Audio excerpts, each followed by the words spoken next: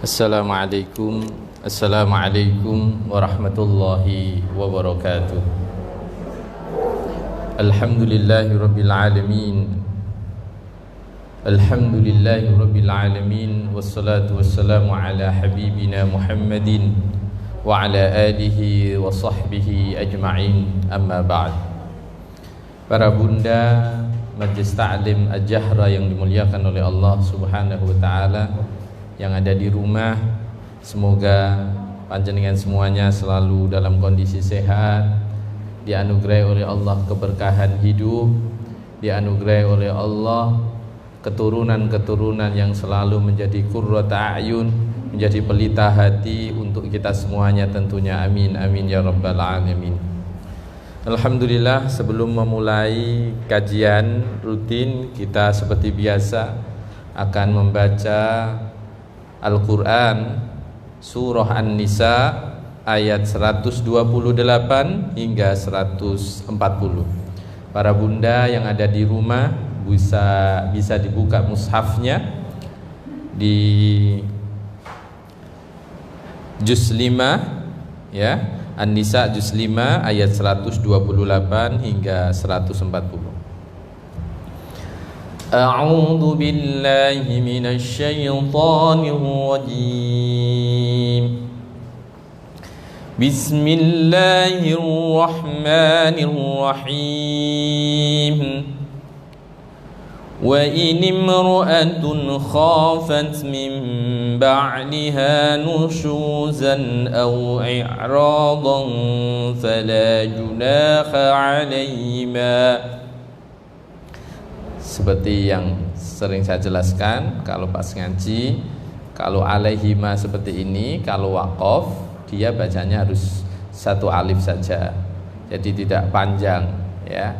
Jadi wa in imra'atun khafat min ba'liha nusuzan aw i'radan fala junaha 'alaihima فلا جناح عليهما أن يصلحا بينهما صلحا والصلح خير وأحضرت الأنفس الشح وإن تحسنوا وتتقوا فإن الله كان بما تعملون خبيرا ولن تستطيعوا أن تعدلوا بين النساء ولو حرصتم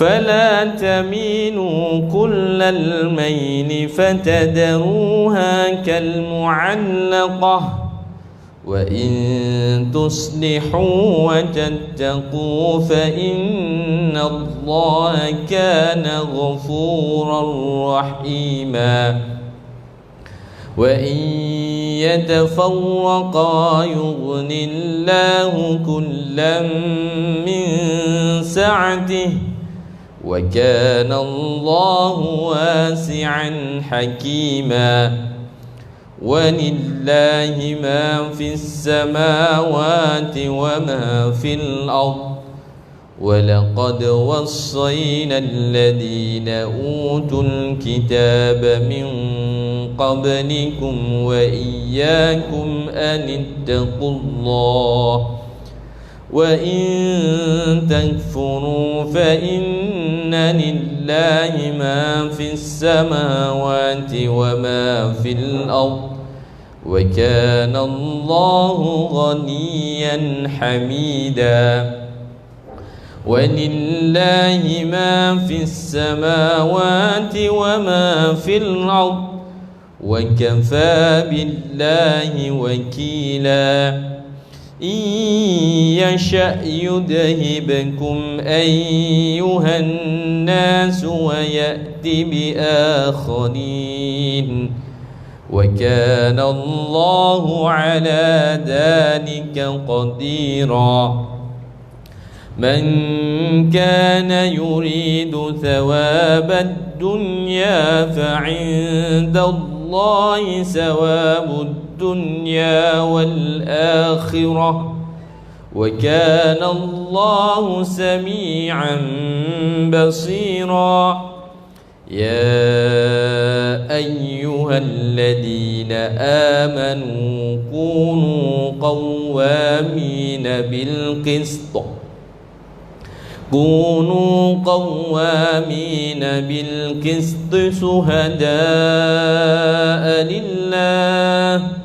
شهداء لله ولو على أنفسكم أو الوالدين والأقربين إن يكن غنيا أو فقيرا فالله أولى بهما فلا تتبعوا الهوى أن تعدلوا وإن تلووا أو تعرضوا فإن الله كان بما تعملون خبيرا يا أيها الذين آمنوا بالله ورسوله والكتاب الذي نزل على رسوله والكتاب الذي أنزل من قبل ومن يكفر بالله وملائكته وكتبه ورسله واليوم الآخر فقد ضل ضلالا بعيدا إن الذين آمنوا ثم كفروا ثم آمنوا ثم كفروا ثم ازدادوا كفرا لم يكن الله ليغفر لهم ولا ليهديهم سبيلا بشر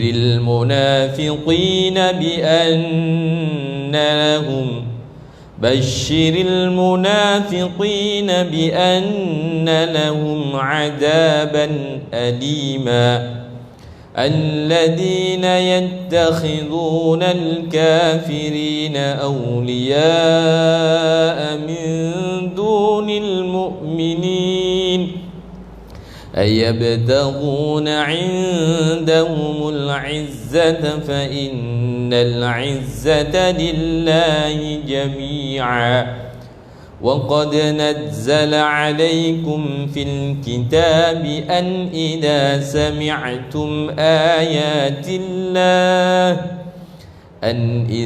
سمعتم آيات الله يكفر بها ويستهزأ بها فلا تقعدوا معهم حتى يخوضوا في حديث غيره إنكم إذا مثلهم إن الله جامع المنافقين والكافرين في جهنم جميعا صدق الله العظيم الحمد لله رب العالمين والصلاة والسلام على نبينا محمد وعلى آله وصحبه أجمعين أما بعد.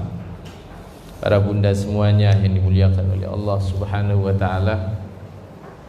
Alhamdulillah, pada pagi hari ini bunda semuanya yang ada di rumah yang sekarang ikut menyimak kajian pada pagi hari ini, tema kita pada pagi hari ini adalah seri yang ke-8, hidup bersama dengan Al-Quran.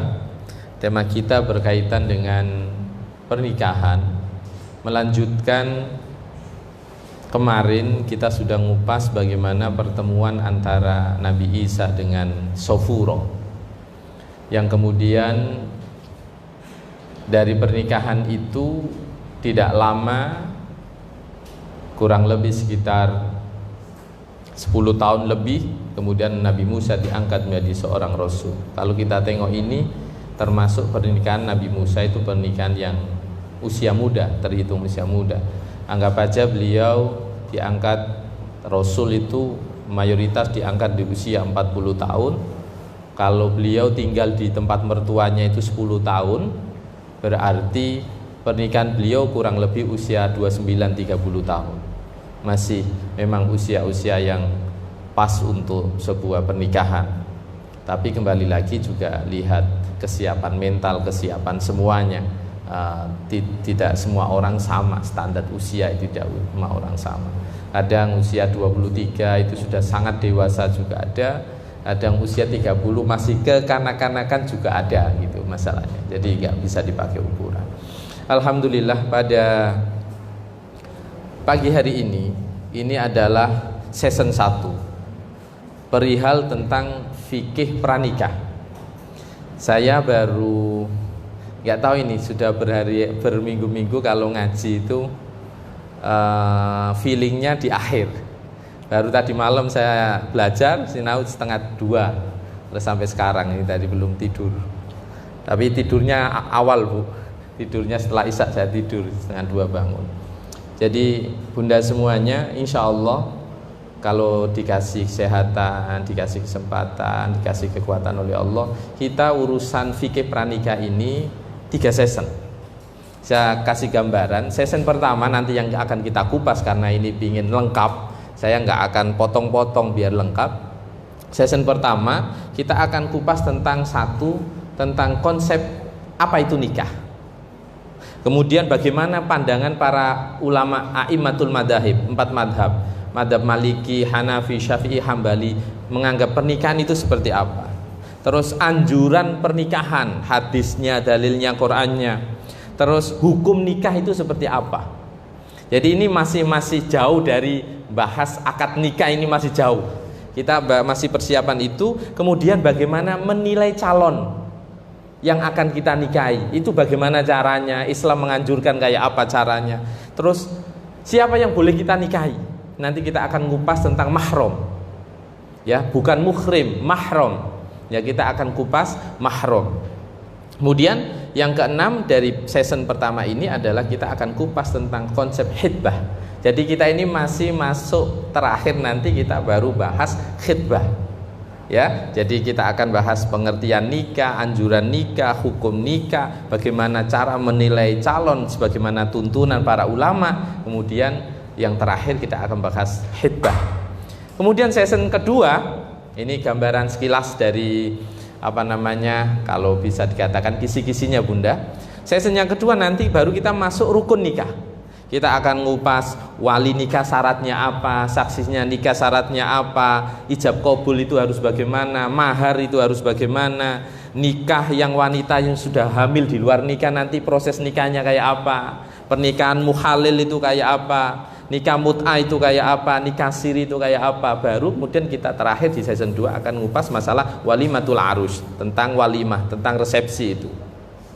Kemudian di season ketiga baru kita mengupas tentang kewajiban suami dan istri. Ini pernah saya kupas, nanti akan saya kupas pendek. Baru masuk di season ketiga nanti adalah ngupas poligami, hukumnya, siapa yang boleh, siapa yang tidak boleh. Kemudian pembatasan kelahiran atau KB, nanti kita akan kupas itu, termasuk tentang cerai, tentang iddah, tentang rujuk, tentang khulu, perceraian yang diajukan oleh seorang wanita. Baru nanti akan kita kupas ila, dihar, li'an, akan kita kupas itu. Karena ini pingin versi lengkap, jadi harus saya buat 3 season supaya maksimal.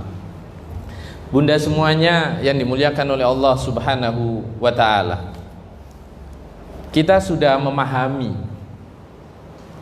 apalagi bunda yang ada di sini, yang ada di rumah, rata-rata sudah berumah tangga.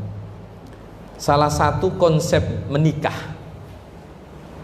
itu kan sebagaimana termaktub di dalam Al-Quran, surah Ar-Rum ayat 21, surah Ar-Rum ayat 21, Dan ayat ini saya yakin jenengan hafal karena sering dibaca. A'udzu billahi minasyaitonir rajim. Bismillahirrahmanirrahim. Wa min ayatihi an khalaqalakum min anfusikum azwaja litaskunu ilaiha wa ja'ala bainakum mawaddatan wa rahmah inna fi dzalika laayatil liqaumin yatafakkarun. Pernikahan adalah salah satu tanda kekuasaan Allah. Dan salah satu dari tanda-tanda kekuasaan Allah adalah Dia telah menciptakan untuk kalian dari diri kalian sendiri pasangan-pasangan. Yang fungsinya apa? Litaskunu ilaiha, supaya kalian mendapatkan ketentraman, ketenangan. Bunda, mohon digarisbawahi ini. Pernikahan itu untuk ketentraman, kenyamanan, ketenangan. Maka ingat, nanti di season yang ketiga kita akan ngupas tentang perceraian. Maka tidak melulu sebuah perceraian itu kejelekan.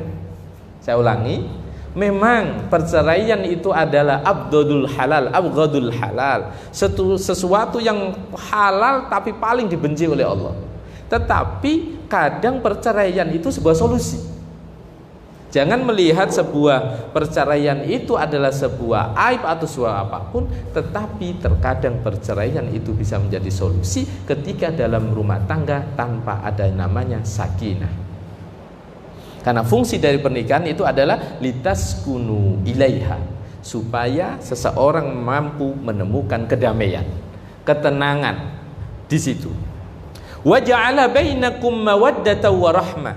Garis bawah yang berikut, garis benang merah berikutnya adalah, atau garisnya adalah, tujuan pernikahan adalah Allah menjadikan pernikahan itu supaya tercipta kasih dan sayang di antara sesama.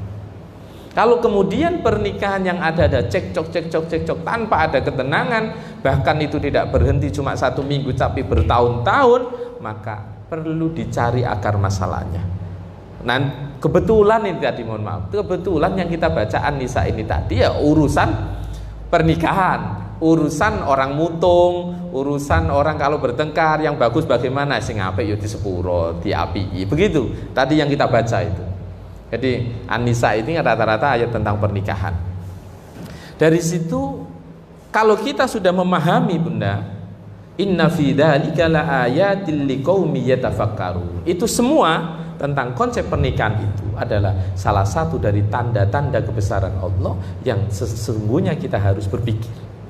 Nah, kita kupas itu dulu, bahwa kita harus paham tujuan nikah itu salah satunya, ini salah satunya dari ayat ini, orang mendapatkan ketenangan, orang mendapatkan kasih dan sayang. Itu tujuan pernikahan. Maka kenapa nanti kita kupas, kenapa kok harus mencari, apa istilahnya, hunting ya. Kita itu ngapain kok harus nyari? Lah saat mencari, Bunda kalau beli baju, beli sesuatu, pasti menentukan kriteria dulu. Nanti kita sebelum ngomong mencarinya seperti apa, kita akan kupas dulu kriteria idealnya itu seperti apa. Kemarin di Facebook ada teman sempat tanya di Facebooknya Nawawi, itu sempat tanya, bagaimana nasib orang kalau nikah ideal itu kan lima liha wa jamaliha gitu kan, walinasabiha, kemudian walidiniha. Kalau orang sudah nggak dapat ininya ndak, yo agamane yo biasa-biasa wae, ayune yo biasa-biasa wae, donyane yo biasa apa maneh, kecenderungannya mungkin ndak punya, nasabnya juga ndak bagus, ya apa nasibnya nak wis kadung koyo ngene gitu. Ada yang bertanya seperti itu. Sekali lagi, pasangan kita adalah anugerah. Anugerah itu yo bejo-bejoan. Jenenge anugerah. Nak tepak api ya disuku. Nak tepak gak sesuai ekspektasi ya kudu sabari, namanya anugerah kok. Ya ekspektasi boleh tinggi, tetapi kan tetap harus menerima kenyataan itu. Oke, sekarang kita masuk definisi. Tadi saya sebelum ngomong definisi, tadi saya tujuan dari sebuah pernikahan adalah untuk menemukan ketentraman, kenyamanan, kasih dan sayang. Nah, kalau kemudian dalam nikah itu sing ono cekcok, maka perlu dievaluasi. Nah, maka kemudian agama menyediakan perceraian. Kalau suami yang megat, yang menceraikan namanya tolak. Kalau istri yang mengajukan perceraian, maka namanya khulu.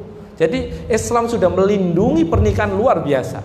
Kan tidak semua orang selalu cocok, mustahil.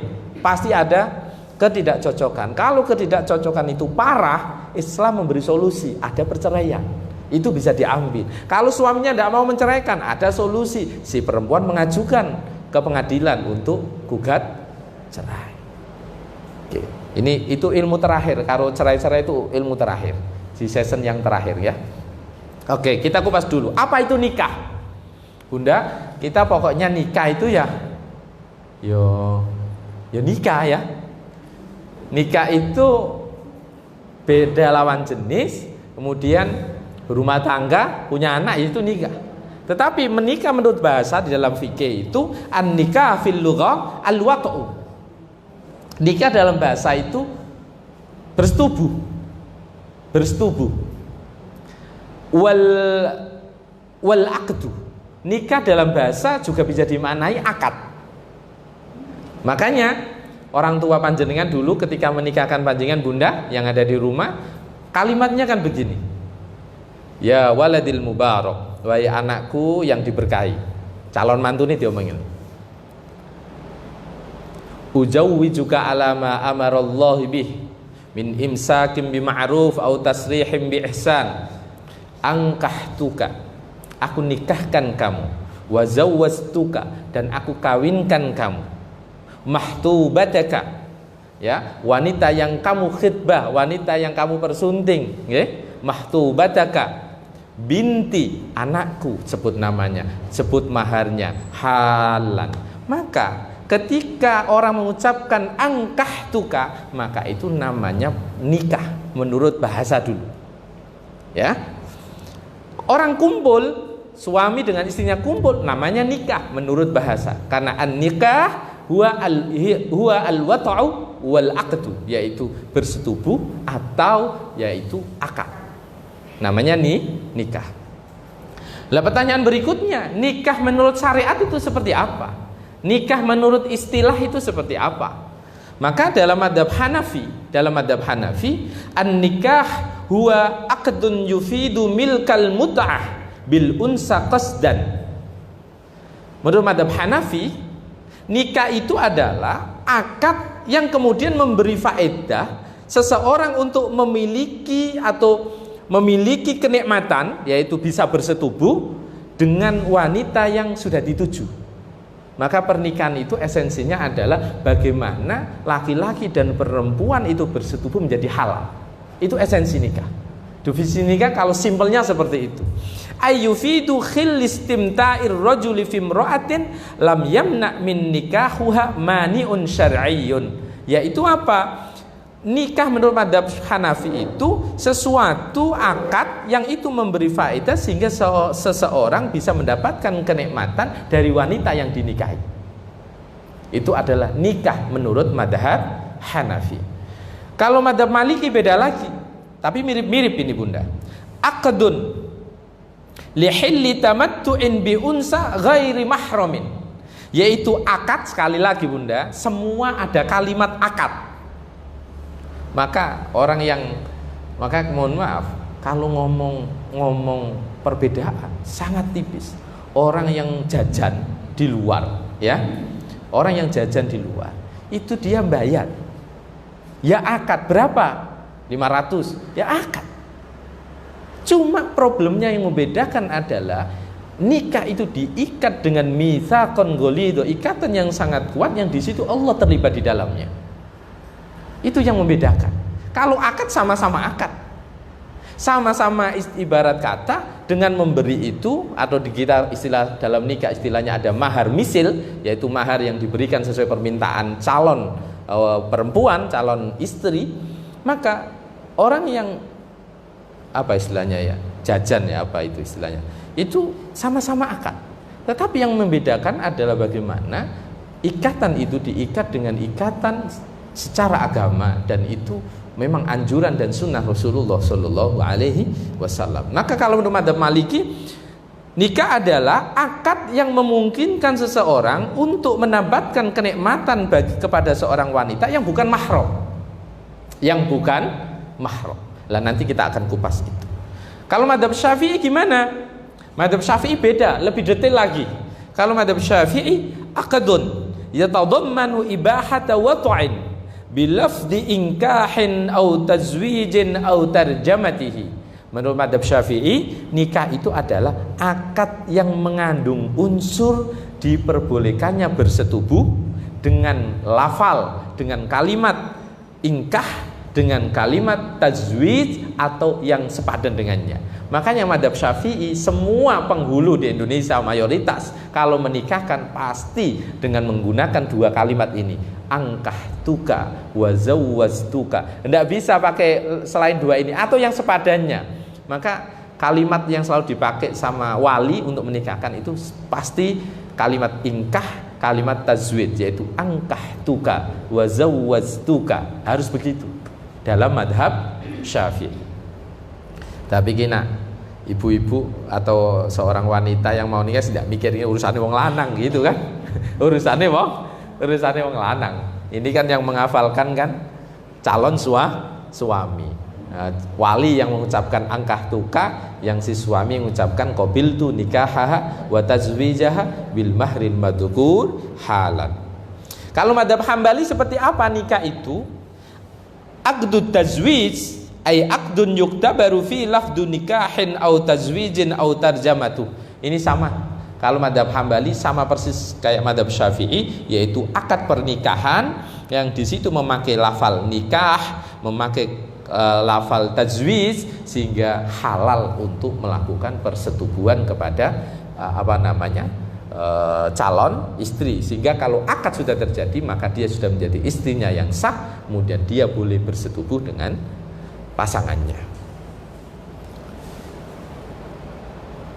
Definisi nikah sudah, kemudian Bunda, tujuan dari pernikahan sudah. Kita masuk yang ketiga adalah anjuran menikah. Kita itu sunnatullahnya itu berpasangan. Apakah kemudian orang yang tidak menikah terlalu jelek? Ya tidak juga. Banyak ulama-ulama yang sampai sibuk nulis, sibuk berdakwah sampai tidak nikah juga ada. Imam Ghazali itu tidak nikah. Imam Nawawi yang ngarang Riyadhus Shalihin, Sahih Muslim, yang ngarang kitab Majmu, itu juga bujang. Jadi orang bujang itu bukan jelek juga enggak, karena banyak orang-orang mulia bujang itu ada. Cuma umumnya orang itu nikah karena bagian dari sunnah Rasulullah Shallallahu Alaihi Wasallam. Nah, anjuran nikah ini seperti apa? Ya kalimatnya fankihu ma tobalakum. Bunda, rumus nikah itu simple banget. Nikahilah kalian terhadap orang-orang yang kalian sukai. Maka nanti kita ketemu sebuah konsep, Bunda. Nanti di di belakang kita akan kupas tentang kriteria. Fankihu ma tobalakum. Nikahilah wanita yang kalian sukai. Kecenderungan orang suka kepada orang itu tipenya beda-beda. Ada orang yang tertarik dengan orang yang mungkin dia tidak lihat wajah, tetapi smartnya, cerdas, pinter. Ada orang yang nggak lihat wajah, tapi lihat anaknya cekatan, pinter, tegas. Ada orang yang melihat seperti itu.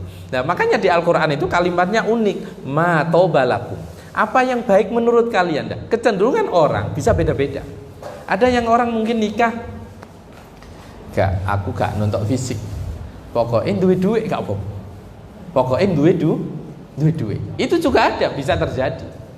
Dia yang dilihat adalah kenyamanan, kemapanan, itu bisa terjadi. Atau hal-hal yang lain, termasuk dalil anjuran menikah adalah wa ankihul ayama minkum di dalam surah An-Nur ayat 32. Kalau tadi fankihu ma qabalakum an-nisa ayat 3. Fankihu ma qabalakum an-nisa ayat 3. Itulah anjuran orang supaya menikah. Kata Allah Subhanahu wa taala, nikahilah wanita-wanita yang sendirian di antara kalian. Nikahilah wanita-wanita yang masih sendiri di antara kalian. Wa ankihul ayama minkum. Nah, inilah konsep bagaimana Islam menganjurkan yang namanya pernikahan. Termasuk hadis Rasulullah sallallahu alaihi wasallam, beliau menyampaikan, hadis ini diriwayatkan oleh sahabat Abdullah ibnu Mas'ud. Rasulullah menyampaikan, ya ma'asyarus sabab man istata'a minkum alba'ata falyatazawwaj fa innahu aghaddu lil basar wa ahsanu lil farj wa man lam yastati' fa alaihi bisawm fa inna lahu wija. Wahai para anak muda, anak muda berarti pemuda-pemudi juga ini, tapi ini omongannya ini ke laki-laki ini. Wahai para pemuda, kalau kamu memang mampu untuk menikah. Para ulama memaknai al-ba'ah ini, ada yang mengatakan siap menikah, siap dalam artian siap dalam urusan biologis. Kemudian yang kedua ada yang memaknai enggak, ini siap adalah konsep tentang bagaimana dia sudah siap dengan nafkah, dia siap uangnya dengan maharnya, dia siap dengan segalanya. Maka kalau kalian siap, falyatazawwaj, maka segera nikah. Maka bunda, nanti kita akan kupas bagaimana makruh hukumnya. Kalau orang nikah kok duwe perasaan aku kok gak iso ngeni mangan bojo, iku mending gak usah nikah sih. Kalau orang punya keyakinan di dalam, atau bukan keyakinan, dia punya keraguan, saya nanti bisa ngasih makan apa enggak, saya bisa kerja apa enggak, maka kalau nikahnya dia seperti itu, memberi peluang orang untuk sengsara karena diajak orang yang tidak siap nikah, itu makruh nikah hukumnya. Jadi nanti saya jelaskan bagaimana hukum-hukum pernikahan. Maka dari sini sekarang kita kupas. Kalau tadi anjuran sudah, hukum definisi pernikahan sudah, kenapa kita harus menikah sudah, maka kita masuk yang kedua adalah tentang hukum nikah. Kalau kita ngomong nikah bunda, al-asyu fil asya al-ibaha, asal dari setiap perkara itu mubah.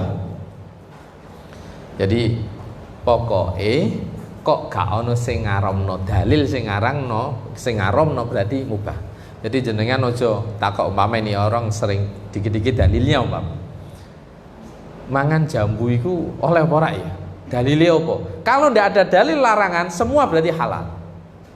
Jadi haram itu sebuah pengecualian dari semua yang diciptakan oleh Allah. Kalau tidak ada dalil larangan, maka semua menjadi halal. Nah, nikah itu hukum asalnya adalah mubah. Hukum asalnya mubah, boleh. Orang mau nikah ya silakan, tidak nikah silakan. Tapi nikah itu sunnah Rasulullah. Saya nggak ngomong hukumnya ini, sunnah Kanjeng Nabi, sunnah. Maka yang pertama kita akan ngupas, nikah itu kadang hukumnya wajib. Bunda, nikah itu kadang hukumnya wajib. Kapan itu? Ala man yakhafu ala nafsil wuqu'a fi zina idza lam yatazawwaj. Kalau orang tidak menikah, maka dia mengkhawatirkan dirinya akan terjerumus kepada perzinahan, nikah hukumnya wajib. Kalau enggak nikah haram hukumnya. Panjenengan semuanya yang mungkin mau punya mantu, lihat anaknya ini kok polanya gak karuan kena iki ndak nikahno bahaya, maka menikahkan anak itu hukumnya wajib untuk melindungi dia supaya tidak terjerumus kepada perzinahan. Maka seyogianya orang mengenal itu jangan lama-lama, karena bisa terjerumus yang namanya perzinahan. Nanti kita akan kupas. Insya Allah nikah wanita hamil itu sudah hamil di luar nikah kita akan kupas di season 3. Di season 3 masih lama ya, sabar nggih, masih lama. Kemudian yang kedua, nikah itu hukumnya bisa sunnah bunda. Kapan pernikahan itu sunnah? liman lahu syahwatun wa la yakhafu zina listimali ala masalih katsirah lirrijal wan nisa katanasud. Orang yang punya kecenderungan ingin nikah tetapi dia tidak punya kekhawatiran terjerumus dalam perzinahan, dan dia itu pengen nikahnya itu sekedar ya aku memang wancin nikah, kepengen duwe anak, begitu. Nikah yang seperti ini hukumnya sunnah. Aku kita wis tua, duit ya wis siap, usia wis cukup, aku pengen duwe keturunan. Maka nikah model seperti ini. Tapi dia juga punya kerentek pengen nikah, maka nikah seperti ini hukumnya sunnah. Ini biasanya laki-laki yang sudah siap secara mental, siap secara materi, maka dia sunnah hukumnya untuk menikah. Nikah juga bisa mubah. Tadi dia secara materi siap, tapi tidak punya kerentek pengen nikah. Namanya nggak punya kerentek gimana coba? Mau diapakan? Lawang nggak hajat itu gimana? Tidak hajat. Min ajli maslahati zauja wala yakhsha ala nafsil wuqu'a fi zina. Dia juga tidak punya kekhawatiran terjerumus dalam perzinahan. Wis ndak karep tapi secara finansial siap.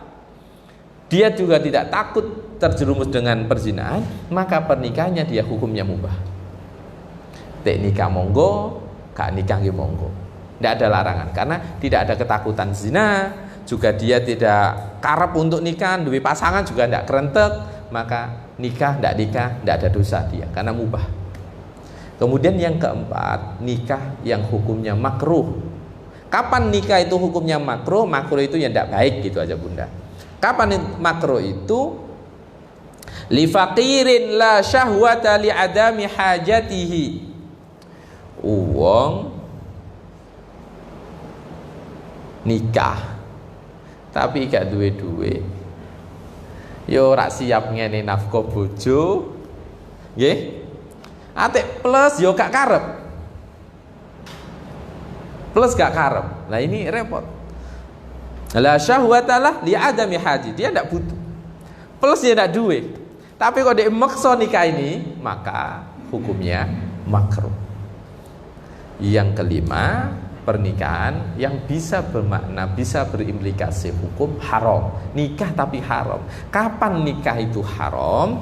Liman ta'akkada ladaihi anna zawajahu yulsiku diraran muhaqqaqan bi zawjihi kal marad. Orang yang yakin dengan dirinya bahwa ketika dia nikah akan memberi madarat kepada istrinya, kepada pasangannya. Madaratnya bisa macam-macam. Bisa memang sama sekali tidak siap secara materi, dia memang tidak karep.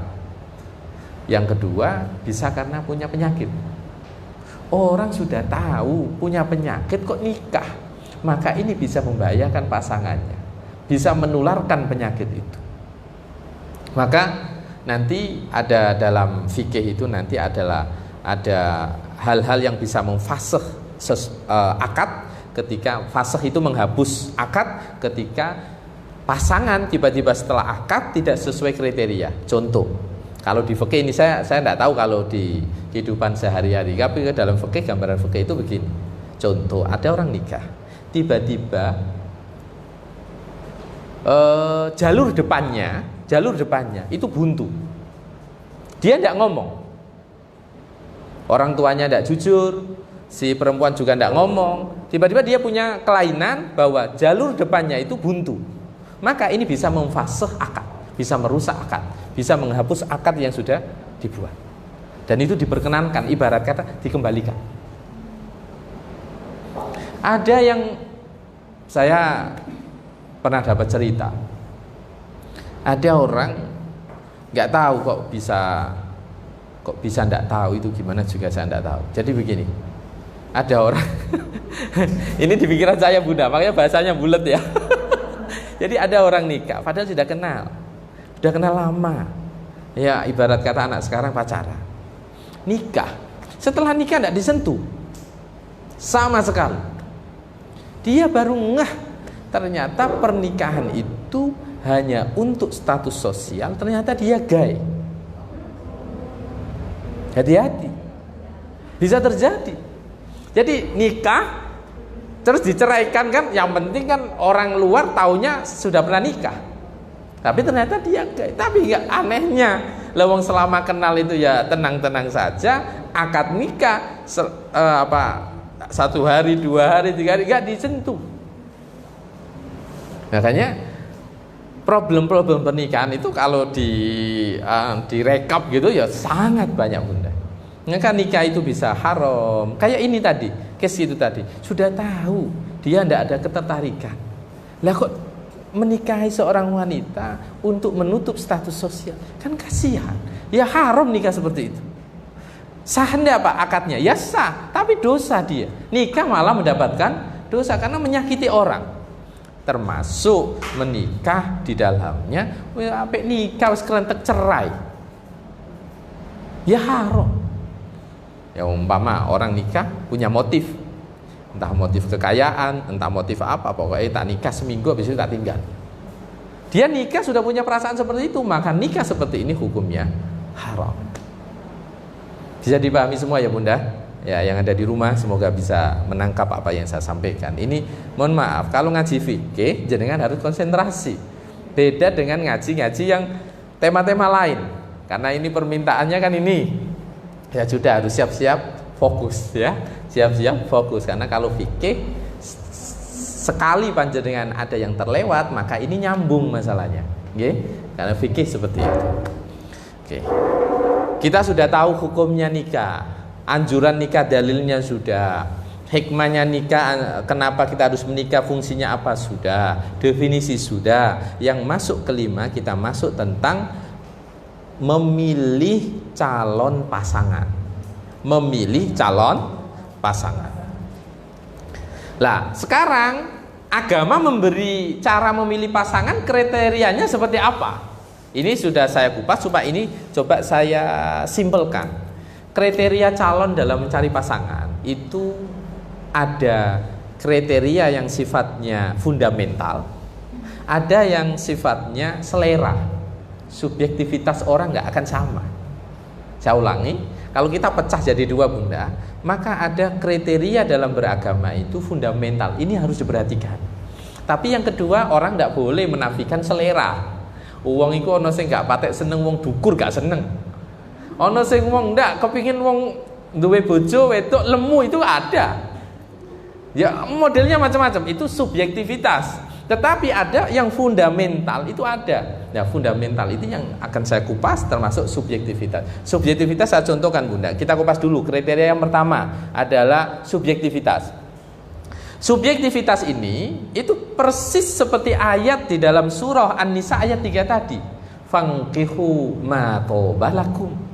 Nikahilah kalian terhadap wanita yang kalian sukai, terhadap seseorang yang kalian sukai. Kecenderungan orang suka dan tidak itu tidak sama. Menurut sampean iku ayu ndak? Iya prosok ayu. Nak jare aku ya ndak ayu. Selera bisa beda. Tapi yang membuat orang menjadi cinta itu bisa beda-beda. Tetapi endingnya sama, ndadekno seneng. Bisa ras, bisa suku, bisa kepribadian, bisa kecerdasan. Ya itu yang sifatnya subjektivitas itu tadi. Ndak sama orang. Lah wong kadang kula umpamane embek kanca utawa jenengan embek kanca, iku cara gaduk ndak? Nak jare aku gak gaduk, jarene gaduk. Itu tetap kriteria subjektivitas itu harus ditimang karena ini yang melakukan adalah panjenengan, yang melakukan adalah putra panjenengan. Maka jangan abaikan keinginan anak. Orang iya boleh ngomong masalah nasab, ya orang boleh ngomong masalah kecantikan, orang boleh ngomong masalah harta, tetapi subjektivitas orang yang akan menikah itu harus dipertimbangkan. Maka kan Rasul kemarin sudah kita kupas, saya sudah baca hadisnya, kalau wanita itu janda maka perlu diajak musyawarah, tetapi kalau wanita itu masih perawan maka perlu diminta izinnya. Kan begitu, supaya tidak ada pemaksaan. Bunda, mohon maaf, abah panjenengan, ayah panjenengan atau suami panjenengan nanti yang akan menikahkan putri panjenengan, ketika mengucapkan angkahtuka wa zawwajtuka mahtubataka, yang laki ngomong qabiltu, itu yang namanya orang akad. Saya tanya, antarodin apa tidak? Ridho apa tidak?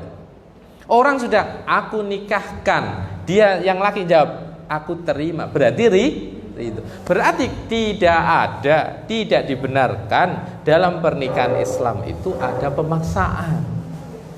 Kalau ada konsep wali mujbir, orang tua wali yang boleh memaksa, tetap harus minta izin kepada anaknya. Yo kondo, kon cocok lu. Tetap harus diajak ngomong. Tidak semena-mena bapak itu oleh maksa anak, tidak begitu juga. Tidak begitu juga. Oke. Yang subjektivitas sudah ya, kriteria tadi. Yang kedua, kriteria fundamental. Kriteria fundamental ini sudah bolak-balik saya sampaikan. Kalau perempuan maka dilihat apanya? Agamanya, nasabnya, hartanya, kecantikannya. Kalau laki-laki dilihat dari dua sisi, akhlak dan agama. Akhlak dan agama. Udah, dari 4 ini saya coba kupas 1, nasab. Saya baru ngeh ternyata nasab ini bukan masalah darah biru apa enggak, ini anaknya orang punya apa tidak, bukan. Tetapi ternyata di dalam Al-Qur'an di surat An-Nisa lagi, An-Nisa ayat 9, Allah Subhanahu wa taala menyampaikan kepada kita, "Waliyahsyal ladzina law taraku min khalfihim dzurriyyatan dhi'afan khaufu 'alaihim falyattaqullah waliyaqulu qaulan sadida." Hendaklah orang-orang itu takut kepada Allah Subhanahu wa taala ketika meninggalkan di belakangnya, berarti meninggalkan di belakangnya setelah dia meninggalkan keturunan-keturunan yang lemah, yang dia menakutkan akan mengkhawatirkan akan kesejahteraan keturunannya. Udah, kalau kita lihat ini berarti nasab itu penting. Orang itu nikah harus berusaha, tapi tidak boleh ya harus ngaca ya, harus sekali lagi harus ngaca dirinya sendiri. Karena at-thayyibatu lit-thayyibin, ya kan? Orang-orang yang baik itu untuk orang-orang yang baik. Kudu iso ngukur awake. Apa itu? Berarti orang kalau nikah, kalau bisa nyari bibit yang bagus. Tujuannya apa? Supaya nanti kalau bibit ini bagus, sekali lagi bibit bukan sekedar physically, tetapi bisa dengan kecerdasannya. Aku tak golek lah bojo sing pinter, anakku men pinter, aku kan gak pate pinter. Aku tak golek bojo sing ayu. Lah wong apa aku wajahku yo elek ngene iki, men ku anakku yo iso ganteng, iso ayu. Jadi itu memang anjuran untuk mencari bibit bagus, itu anjuran, itu keniscayaan. Memang orang disuruh untuk mencari bibit yang baik. Maka kalau panjenengan nanti sebagai orang tua yang akan menantu, ya itu harus diklasifikasi itu. Kalau ngomong checklist itu harus dilihat. Ya opo keluargane nak, ya opo keluargane. Jadi orang tua itu mungkin kalau anak selesai di penilaian anak, tetapi nanti urusan keluarga ya apik opo ndak. Engko nasibmu piye nak wis nikah, ya apa aktivitasnya. Sing penting aja takok kerjane apa, ngene ya, aja takok. Yang ditanyakan pertama jangan pekerjaannya apa. Sing ditakoki ya apa arek ahli salat apa ndak, gitu Bunda. Jangan tanyakan yo kerjane apa, aktivitasnya apa. Boleh, itu yang kesekian, karena orang tua tanya kerjane apa kan berarti nanti tanggung jawab apa? Tidak. Tetapi yang ditanyakan ya apa akhlake apik, ibadahe piye, itu yang harus utama. Kan agama menjadi penilaian utama. Oke. Kemudian berikutnya, ya Allah, tidak terasa ya, sudah mau selesai. Ini baru sesi pertama belum selesai. Oke, saya lanjutkan. Yang berikutnya, kita kalau sudah ngomong bagaimana memiliki kriteria itu, kemudian cara mencarinya bagaimana? Kalau orang ibarat mau nyari mobil itu harus aku kudu mobil sing KP iso ngene, kursine iso ngene. Lah anak wis lagi golek, ayo moro ning dealer. Nah, itu kan? Ya, sama nikah juga sama. Kalau sudah menentukan kriteria, maka kemudian bagaimana cara mencarinya? Lah, cara mencarinya orang sering mengistilahkan ada kalau anak-anak sekarang itu istilahnya nadhar itu ya, melihat. Lah, nadhar itu ada caranya. Satu momen ini saya baca satu hadis. Hadis ini diriwayatkan oleh sahabat Jabir. Beliau menyampaikan seperti ini. Rasulullah pernah menyampaikan seperti ini. Idza khotaba ahadukum al-mar'ata. Ketika kamu sedang melamar, di antara kalian melamar seorang wanita, fa inistata'a ayyandura minha. Maka usahakan kalau memungkinkan lihat calonmu itu. Minha ma yad'u ila nikahiha falyaf'al rawahu Ahmad wa Abu Dawud. Ikhtiarkan, kamu tonton, kamu lihat si wanita itu sehingga kamu menemukan sesuatu yang kemudian kamu tertarik untuk melakukannya. Harus ada sesuatu yang kemudian memikat panjenengan. Maka ini ibarat kata, mohon maaf, nikah iku gak oleh koyo tuku kucing di dalam karung, ndak oleh, harus tahu. Saya itu kalau menjodohkan ya. Saya kalau menjodohkan orang beberapa kali itu biasanya tak tanya sampean punya calon apa enggak, belum. Sampean karep nikah apa enggak? Takok sik to, karep apa enggak? Engko ndak karep ya percuma nawani wong gak karep iku biar repot kan. Wong gak karep kok ditawani. Karep nikah apa enggak? Karep. Oke. Yang calon yang akan saya kenalkan, saya tanya lagi juga, sampean sudah punya calon? Belum. Karena kan orang kalau masih dalam hitbah orang, dalam ikatan orang itu tidak boleh ditawari. Bahkan kita berusaha untuk masuk juga tidak boleh. Sampean duwe calon tidak punya. Karep nikah? Karep. Mau tak jodohkan? Mau. Kalau sudah mau, saya biasanya tidak tak kasih kontak, tidak apa, tak ajak ketemu. Ada saya, ada kedua calon, ada mahramnya masing-masing. Ada mahramnya masing-masing. Yang perempuan ya ditemenin kakaknya bisa, temenin adiknya bisa, temenin bapaknya bisa. Yang laki temenin kakak perempuannya bisa, adik perempuannya bisa. Pokoknya sama-sama ditemenin keluarganya. Karena kalau mungkin hanya dua orang, tidak ada orang yang melihat dari sudut pandang yang lain. Kalau ada keluarga maka ada cara yang sudut pandang yang lain. Kemudian kalau sudah, Bunda, saya salah ini rumus simpelnya orang mempertemukan untuk jenjang pernikahan. Kemudian saya biasanya kalau sudah selesai 1 jam gitu, selesai tak telepon.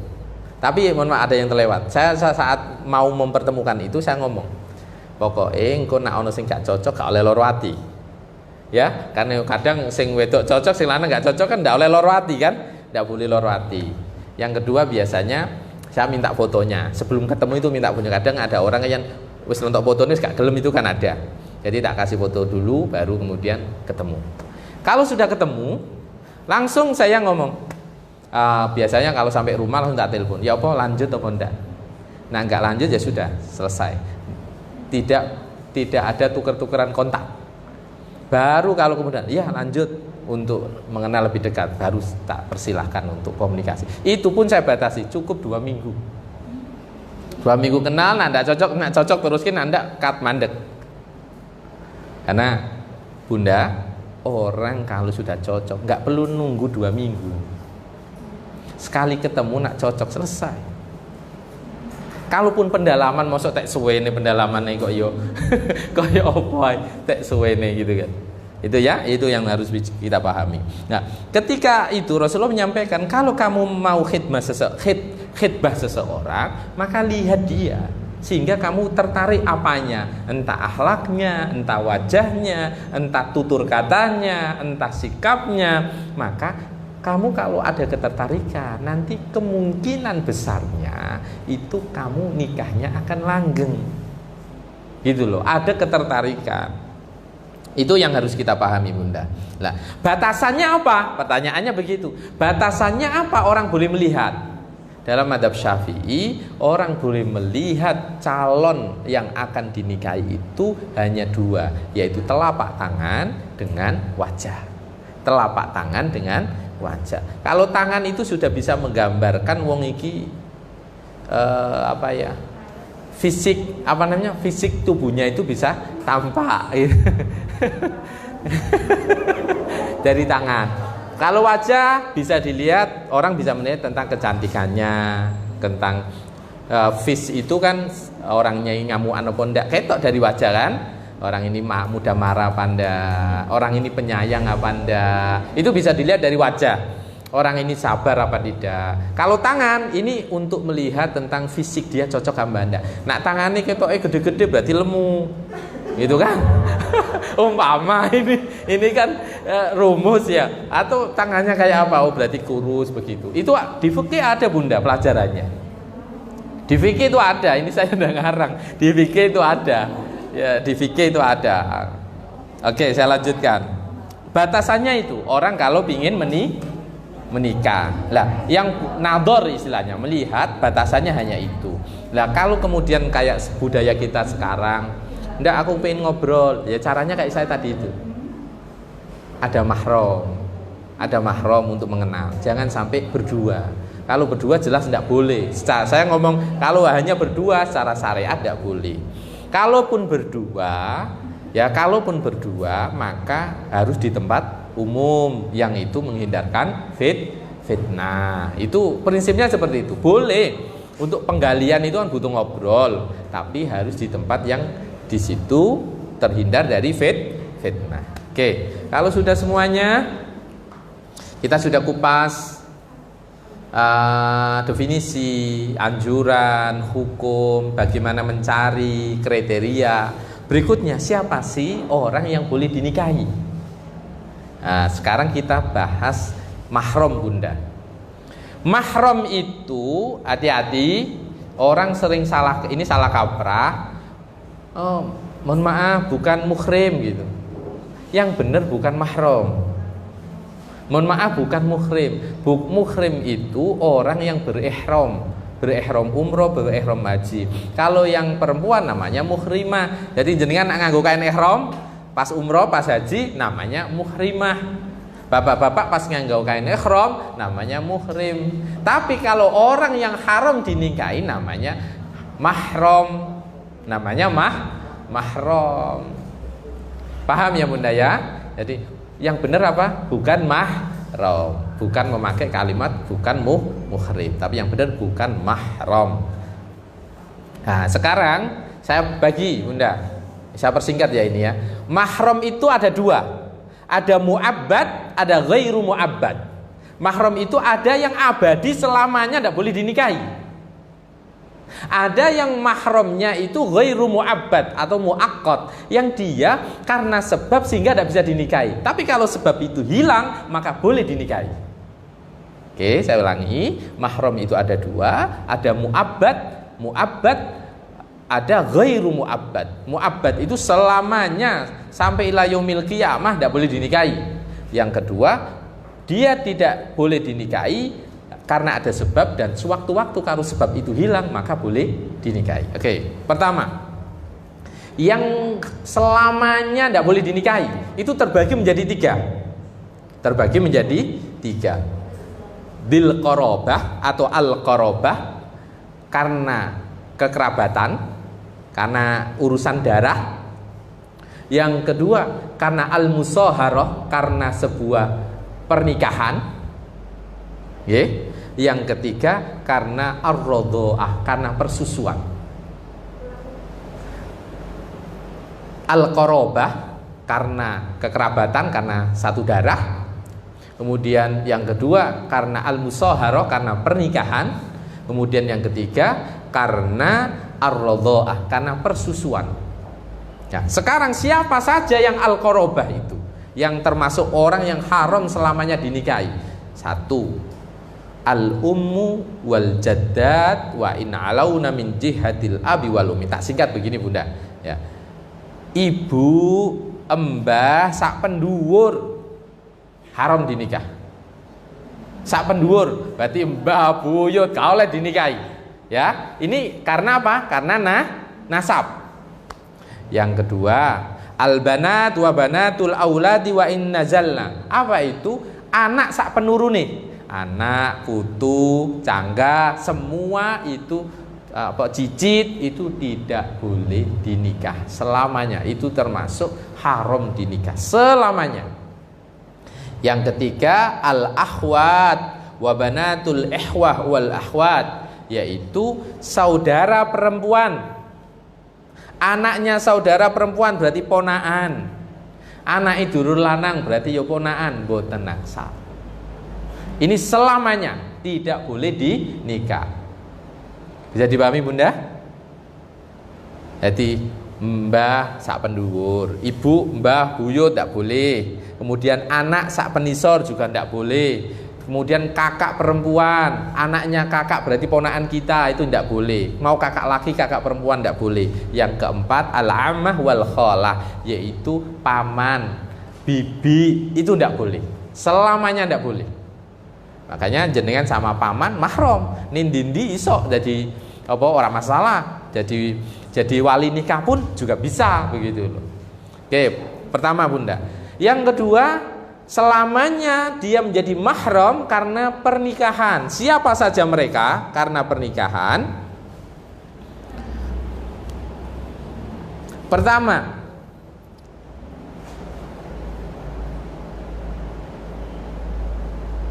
morotuwo. Kalau bahasa Arabnya di sini az-zauja min abiha wa ummiha. Mertua. Mertua ini selamanya adalah dia orang yang haram dinikah. Oke, mertua. Bisa dipahami ya Bunda ya? Mau, sekali lagi, mau nikahnya itu tetap atau terjadi perceraian? Mamane iki moro-moro jenengan kali nikah, jangan jenengan lah, wong liya lah. Oh ya, aku padha karo tungakno ora. Apa ada orang nikah, cerai. Maka si menantu ini tetap walaupun cerai umpama tiba-tiba ya naudzubillah ada ketertarikan dengan mertuanya. Kok mau nikah selamanya tidak boleh. Oke, bisa dipahami Bunda? Yang kedua, furu'uz zauja wa in nazalna ay banatiha wa banati auladiha, yaitu anak dari istri. Berarti iki anak tiri. Anak tiri ini dia termasuk mahram, haram untuk dinikahi, tapi dengan syarat Bunda. Bisyaratil dukhuli bizaujah wala yakfil aqdu, dengan syarat ibunya sudah dikumpuli. Tidak cukup dengan akad nikah. Umpama ada orang A nikah dengan B, ternyata sama-sama bawa anak. Sama-sama bawa anak. Kemudian cerai.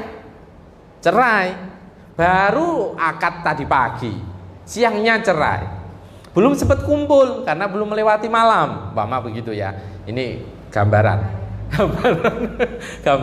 Belum. Tiba-tiba di momen yang lain si laki-laki ini nikah dengan anak tirinya.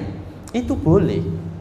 Yang tidak boleh itu kalau ibunya sudah kumpul sama dia. Bisa dipahami Bunda? Jadi kalau ada ayah tiri, ya ayah tiri boleh nikahi anak tiri. Kapan? Ketika sudah cerai dengan ibunya dan dia juga belum pernah kumpul dengan ibunya. Oke? Tapi kalau nikah saja boleh. Akad saja itu boleh dinikah. Tapi kalau sudah kumpul, cerai, maka tidak boleh nikah dengan anak-anaknya. Ini mahram karena apa tadi? Pernikahan. Kemudian yang ketiga adalah ibu tiri. Ini ibu tiri, zaujatul usul wa in alau wa hunna zaujatul ab. Bojone bapak, bojone mbah itu gara-gara ana wong wedok umpamane ana kancane jenengan dinikah kalih abahe jenengan. Maka ini mahram panjenengan, haram untuk dinikah. Paham ya Bunda ya? Belum ya, tak ulang. Oke, tak ulang. Ada seorang laki-laki, dia punya bapak ini, punya bapak. Bapaknya ini nikah lagi, oke, nikah lah, punya istri lagi. maka si anak ini ke ibunya adalah mahram karena ibunya sudah dinikah sama bapaknya. Nah, ini Bunda tidak perlu dukhul, tidak perlu bersetubuh. Pokoknya kalau bapaknya sudah pernah menikah sama si perempuan tadi, selamanya dia tidak boleh dinikah. Beda sama tadi siapa? Anak tiri. Tetapi kalau ibu tiri, selamanya kalau bapaknya sudah qabil tuh, maka selamanya sudah tidak bisa dinikahi sama anaknya. Loh, ini kan bisa terjadi toh, tapi yo jarang banget ya, jarang. Kemudian yang keempat, masalah mahram ini karena pernikahan adalah zaujatul furu, mantu gawan. Mantu gawan, paham ya Bu ya? Mantu gawan berarti anak lanange jenengan duwe bojo. Ya kan? Rak jenenge mantu gawan nah. Lah wong apa ya namanya itu ya? Mantu ya, bukan mantu gawan ya. Tapi dari zaujatul ibn awil ibnil ibn, yaitu pasangan dari anak laki-laki atau ya menantu. Ini menantu ini haram untuk dinikah. Ini tanpa nunggu anaknya wis kumpul dengan menantunya. Pokoknya kalau sudah menikah haram selamanya. Bisa dipahami Bunda? Oke, yang berikutnya persusuan. Ini agak panjang ini. Persusuan. Mahram karena persusuan, karena umpama ini ibu panjenengan, yo ndak tahu kalau di kota. Kalau di kota kelihatannya jarang. Di daerah itu biasa. Anak dititipno tonggo disusoni itu biasa. Saya zaman SD lihat gitu itu biasa. Titip yo, dimimiki karo tonggone. Lah ini yang bahaya moro-moro gede tonggo oleh tonggo gak ero nak iku tahu disusoni. Itu yang bahaya. Makanya ya saya yang mungkin agak repot ndak tahu ya. Kalau Bang Asi itu kayak apa? Ya kan? Bang Asi itu kalau di Indonesia nggak usum ya, nggak usum, nggak biasa. Bang Asi itu orang-orang Eropa itu familiar Bang Asi itu. Istri saya selama ngajar itu pasti mompa terus dimasukin kulkas dan kemudian diminum untuk anak saya. Ya mirip-mirip itu kan sebenarnya. Cuma masalahnya terus susunya dikekno wong liya itu loh. Ya kan? Itu masalah karena ar-radha'ah. Lah, syarat orang dianggap sebagai mahram karena ar-radha'ah itu apa? Bunda, ada syaratnya banyak. Satu, at-tahaqquq min subutir radha'ah. Harus yakin bahwa bayi itu menyusu. Orang ini, prosoku arek iku tau nyusu. Prosoku ndak bisa prasangka. Harus yakin bahwa bayi itu pernah menyusu kepada si perempuan. Yang kedua, dukhulul laban ila jawfir radhi' sawa'un an tariqi massis sadyi awis sabbi fil fammi awil anfi. Apa itu? Air susu harus masuk ke lambung dari si bayi yang menyusu, terserah mau lewat disedot, lewat langsung dengan putingnya si perempuan, atau lewat mulut berarti didulang, atau lewat hidung. Maka kalau masuk dalam lambung ya Bunda ya. Kalau masuk dalam lambung, maka caranya mau terserah, mau didulang, mau langsung dari puting, mau dari apa, pokoknya kalau sudah yakin masuk, maka dia termasuk musyaharah. Kemudian yang ketiga, ayyakuna tiflu fi sinnir radha'ah.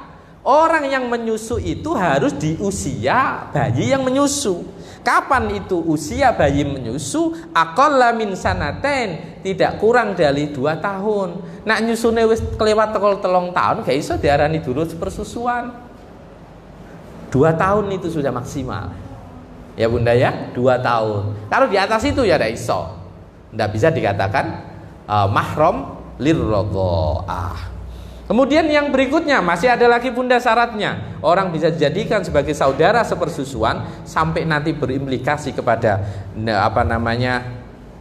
nikah, tidak boleh nikah itu kan nanti berimplikasi ke situ, yaitu alla yaqilla adadur radha'at an khamsi radha'atin 'ala rajih. Tidak boleh kurang dari 5 sesepan, 5 sedotan. Kalau 1 ya tidak bisa. Kalau 2, kalau 3, kalau 4 tidak bisa. Minim 5 sedotan. Bukan 5 kali ya, beda. 5 sedotan. Tapi ada yang berpendapat 1 ya pokoknya nyusu ya sepisan dijenengi nyusu, begitu bahasanya. 1 itu ya nyusu, 2 ya nyusu, maka harus dikatakan dia tetap al-musahharah. Sampai sini bisa dipahami Bunda? Oke. Kemudian yang kedua, ini saya harus setengah menghafalkan. Yang selain mahram karena mu'abbad, ada yang ghairu mu'abbad. Tadi masih mu'abbad loh Bunda. Musahharah, al-qarabah, kemudian ar-radha'ah. Yang mu'abbad, yang ghairu mu'abbad itu ada banyak. 1. Yang ghairu mu'abbad, dia haram dinikah, tapi kalau sebabnya hilang maka boleh dinikah. 1. Siapa sih mahram itu yang haram dinikah? Maksudnya adalah zaujatu rajulin akhar au mutallaqatan taliqatan raj'iyatan. Istri laki-laki lain yang sedang dicerai tapi perceraiannya masih tolak raj'i. Tolak raj'i itu tolak pertama Bunda. Kon tak pegat, wis mari ngene mulai, ya kan? Kan ada masa idahnya ini, ya kan? Ternyata moro-moro selang 1 minggu ada orang tertarik. Lah, orang yang masih dalam kondisi tertorak roj'i ini baru cerai pertama, maka dia tidak boleh untuk dinikahi oleh laki-laki lain. Tunggu sampai masa idahnya selesai. Bisa dipahami? Oke, haram. Mahram di sini maksudnya adalah haram dinikah ya Bunda ya. Kemudian yang kedua adalah al-mutallaqah salasan ala mutalliqiha. Wanita yang telah dicerai 3 kali, tolak bain. Tolak bain ini tidak bisa dinikah oleh suaminya, mantan suaminya, selama si perempuan ini belum dinikah sama laki-laki lain dan harus sudah kumpul. Nah, yang jadi masalah begini Bunda, boleh ndak disengaja? Lah ini kalau gak di skenario susah kan? Wes kepingin balik ndak iso. Di skenario boleh ndak? Para ulama ada sebagian yang tidak memperbolehkan, namanya muhalil itu. Saya itu ada cerita itu. Ceritanya guru saya dulu. Nomben iku jap ono kiai wis kadung pegatan ping 3. Bukan kiai ya, pokoknya orang lah. Pegatan wis ping 3 kan ndak iso. Balik itu ndak bisa, rujuk kan ndak bisa. Caranya ya perempuan ini kan harus dinikah orang lain dan harus dikumpuli. Nah, dia berusaha mencari orang untuk supaya menikahi mantan istrinya. Nah, ternyata sudah dicarikan, sudah nikah. Kedarung, gak balik. Kedarung gak balik, gak tahu apa cocok apa, pokoknya kedarung gak balik, itu ada. Ada yang kemudian ada yang kemudian ya dikembalikan juga ada. Tapi kan itu kan gak boleh di skenario itu kalau di skenario kayak nikah mut'ah, nikah yang model transaksi itu gitu kan. Nah, nanti kalau di skenario kan gak boleh begitu. Ya harus ya risiko, makanya hati-hati. Kemudian yang berikutnya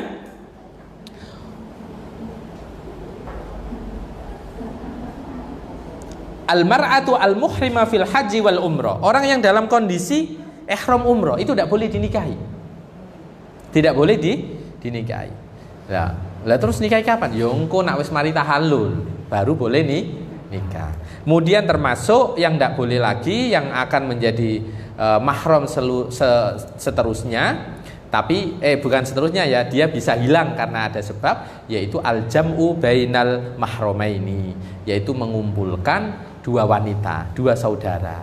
Itu juga kalau masih kakaknya itu menjadi istrinya dia, maka selamanya adiknya itu haram dinikah untuk dia. Tapi kalau kakaknya sudah meninggal, maka terjadilah turun ranjang, itu kalau orang Jawa mengistilahkan, itu baru dia boleh dinikah. Nah, jadi tadi istilahnya mahram yang dawis sabab atau muakkad. Yang terakhir Bunda, Yang terakhir, yang berikutnya adalah khitbah. Khitbah, melamar. Nah, melamar itu yang benar kayak apa? Melamar itu yang benar, ada satu ungkapan yang menarik.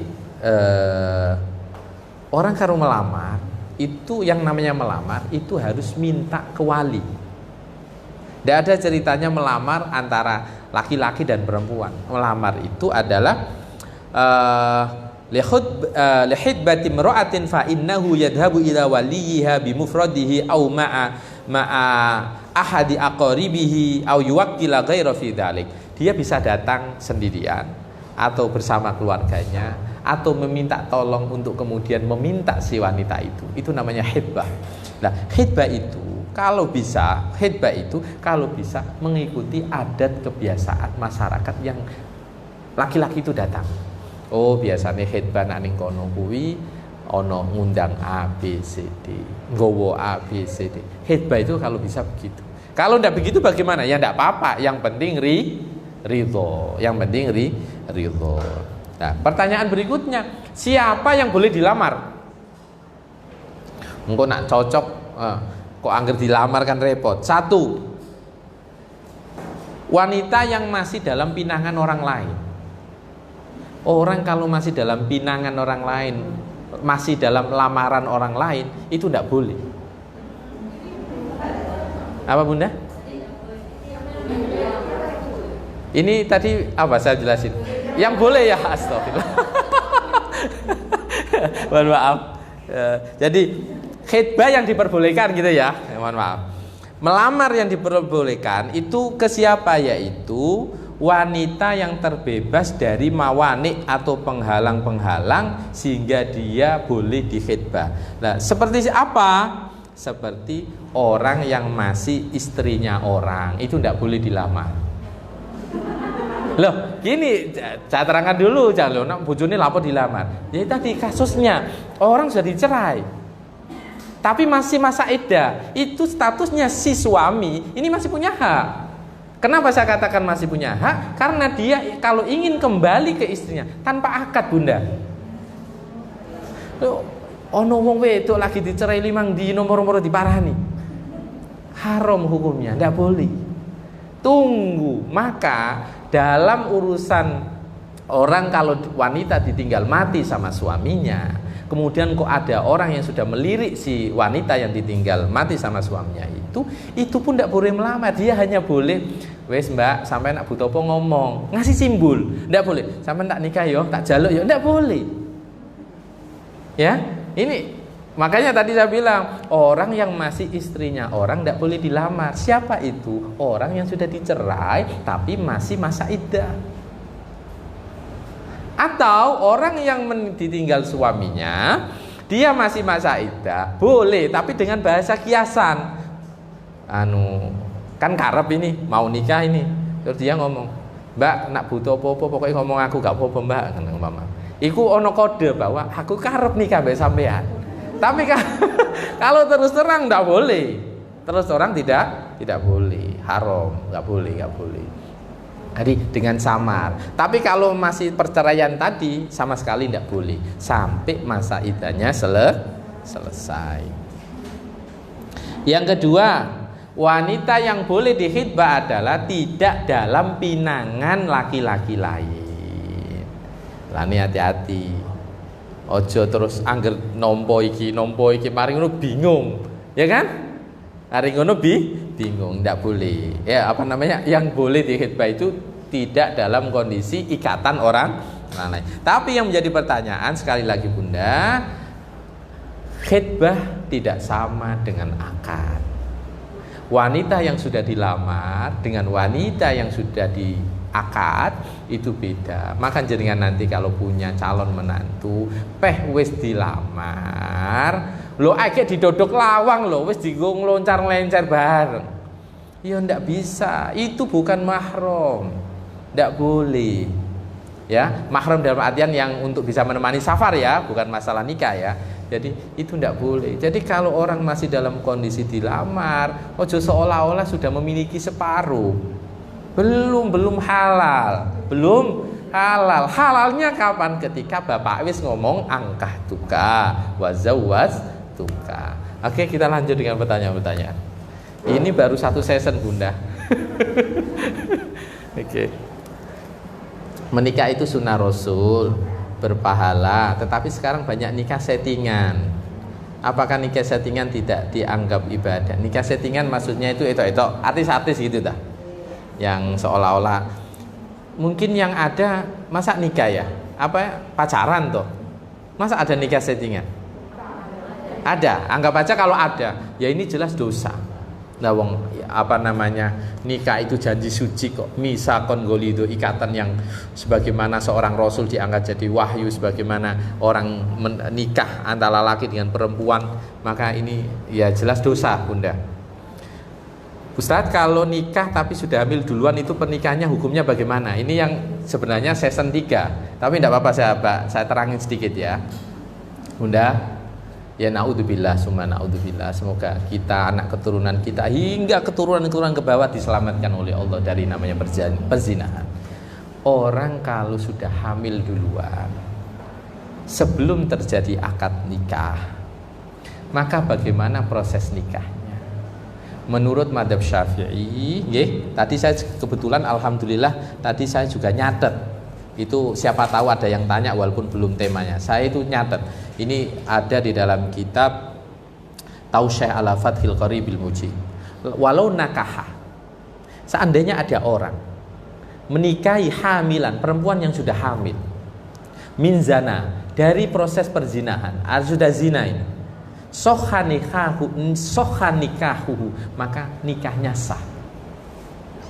Wajazalahu wat'uha, dan diperbolehkan menyetubuhinya qabla wad'i, sebelum kandungannya itu lahir.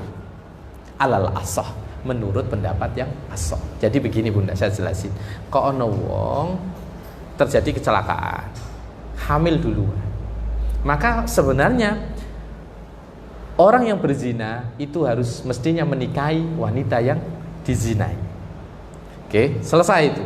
Berarti yang nikahi anggap aja yang berzina. Maka ini boleh nikah, tidak perlu selesai melahirkan. Bahkan boleh kumpul, tidak perlu selesai melahirkan. Bagaimana kalau yang menikahi laki-laki lain yang ono wong kecelakaan ditinggal melayu, bapaknya bingung, golek nolah mantu. Ini bagaimana? Sama, boleh langsung menikah, tidak perlu menunggu si bayi lahir, juga boleh langsung kumpul. Cuma menurut sebagian mazhab Syafi'i bahwa kumpulnya ini makruh, ngenteni bayi lahir lagi oleh kumpul. Tapi nak nikahi langsung dinikahi tidak apa-apa. Tapi sapa sing kuat, hamil lagi 3 bulan kumpule 7 bulan, mana orang tapi makruh kata. Malah dalam mazhab Hanafi itu hukumnya tidak boleh untuk wat'uha, untuk bersetubuhnya itu tidak boleh. Kalau nikahnya tetap boleh karena hamil di luar pernikahan itu bukan hal yang menyebabkan kemudian nikah tidak sah. Nikahnya tetap sah. Kumpulnya boleh enggak? Boleh.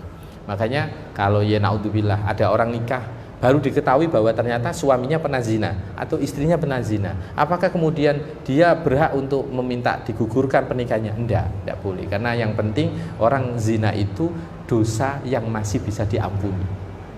Dosa yang masih bisa diampuni selama dia taubat, selama dia bertaubat. Mana tadi ya pertanyaannya? Jika ada seorang ingin menikah namun terkendala biaya, ini termasuk kategori apa? Karena tidak memiliki pekerjaan tetap. Ini nak rumusnya santri Bunda. Nikah dadekno sugih. Berarti nak ada duit nak iso nikah. Iyakunu fuqara yughnihimullahu min fadli. Apabila kalian dalam kondisi orang yang fakir, tidak punya, maka Allah yang akan mengayakan kalian. Jadi orang kalau tidak punya, gini, yang tidak boleh tadi yang nikah makro itu Bunda. Orang yang tidak punya dan tidak punya semangat, tidak semangat nikah, tidak ada komitmen, itu yang tidak boleh. Lah kalau nikah ngenteni duwe-duwe akeh wong enggak nikah Bunda. Termasuk kula. Lah kula nikah ora pernah kerja apa, mondok, kuliah, langsung nikah. Tidak pernah punya pengalaman kerja. Ya saat nikah ya tidak punya uang. Apa kemudian nikah itu harus punya uang? Tidak juga. Yang penting punya komitmen, siap menafkahi, siap memberi nafkah, siap menghidupi, bertanggung jawab. Itu yang paling penting. Malah jare guru-guru kula, wong nak nikah kula duwe-duwe dhewe.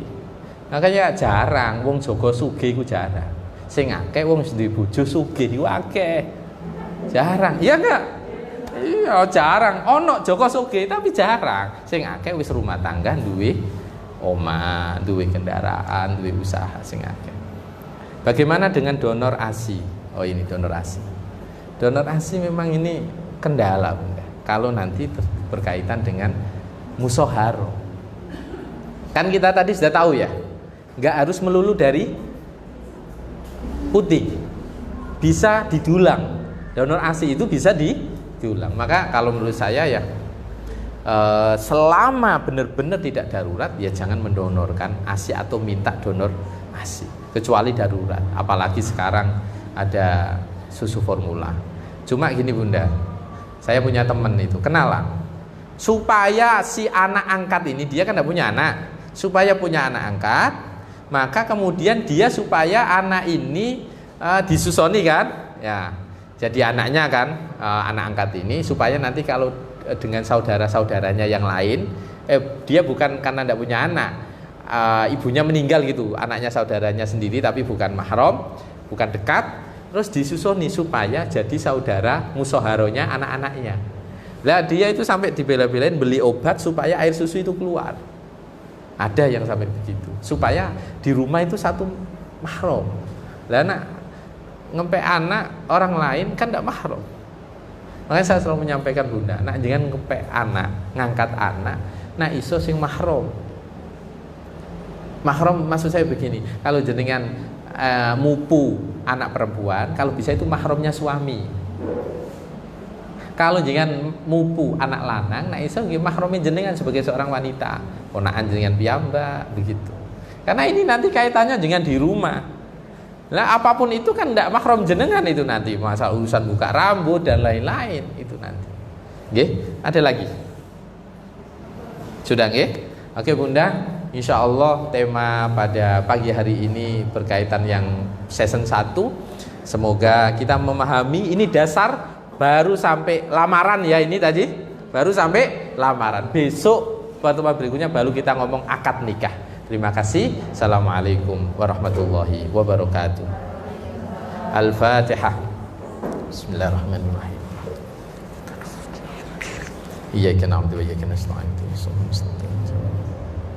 Bismillahirrahmanirrahim. Alhamdulillahirabbil alamin. Hamdan na'imin, hamdan syakirin, hamdan ni'amin kafi majida ya rabbana lakal hamd. Allahumma salli ala sayyidina Muhammad wa ala ali sayyidina Muhammad. Allahumma ighfir lana dhunubana wa liwalidayna warhamhum kama rabbayana shaghira. Allahumma ya Allah, ampunilah segala dosa-dosa kami, dosa kedua orang tua kami. Allahumma ya Allah, ampunilah dosa-dosa saudara-saudara kami ya Allah. Jadikan yang sakit untuk segera sembuh ya Allah. Jadikan yang susah untuk segera Engkau angkatnya menjadi orang yang bahagia ya Allah. Allahumma ya Allah, jadikan rumah tangga kami ya Rabb rumah tangga yang sakinah mawaddah warahmah. Jadikan ya Allah anak keturunan kami ya Allah, anak keturunan yang soleh-soleh. Anugerahkan kepada kami ya Allah, anugerahkan kepada kami ya Allah. Orang-orang yang selalu berada di sekitar kami adalah orang-orang yang selalu mengajak kepada kebaikan, orang yang selalu menuntun pada kebaikan, orang yang selalu mengingatkan kami ketika kami terpeleset dari jalan-Mu ya Allah. Rabbana atina fid dunya hasanah wa fil akhirati hasanah wa qina adzabannar. Walhamdulillahirabbil alamin. Al-Fatihah.